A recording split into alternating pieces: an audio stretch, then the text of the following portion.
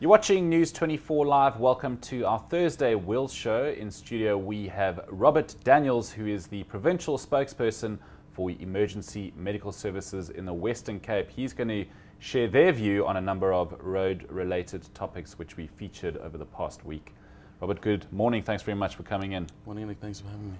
So I think I'd like to start with a story which did very well on News 24 Live last week. Was this Safe N2 project, seen by some as a bit of a vigilante approach to tackling crime and sort of inherent dangers on the N2. What is your guys' opinion on how this is being carried out, and do you feel that there are other hotspots that should adopt a similar approach?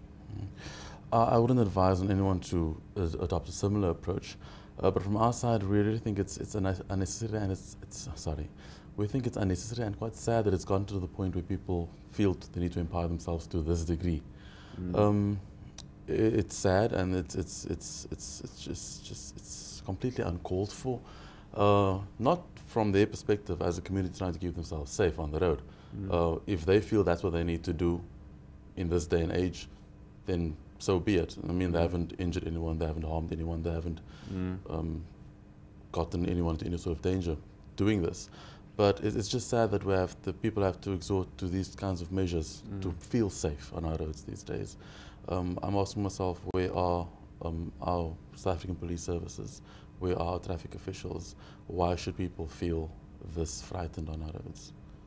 So we wouldn't encourage anyone to do it. It would become a bit of a mess after a while, with a whole bunch of convoys like that driving up and down. But in all honesty, it shouldn't have even gotten this far.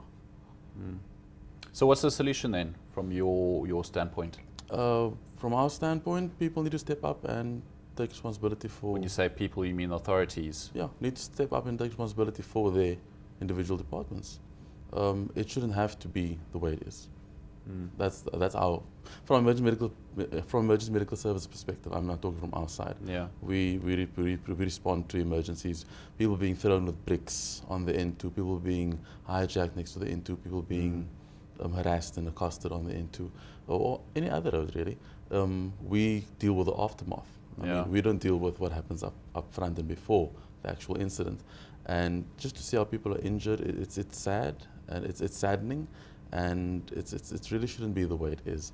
And so from our perspective, I don't think we should be the ones answering that question. You should actually be getting the authorities that deal with the sort of thing in to answer that sort of question. But from our side, we just don't think it should have gotten to where it is at the moment.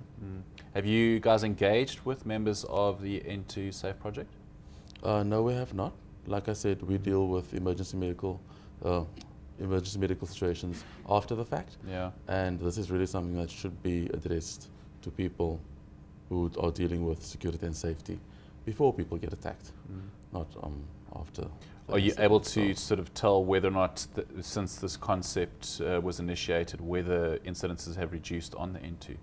No, they've not. The figures have not adjusted at all. They haven't changed? No. Really interesting.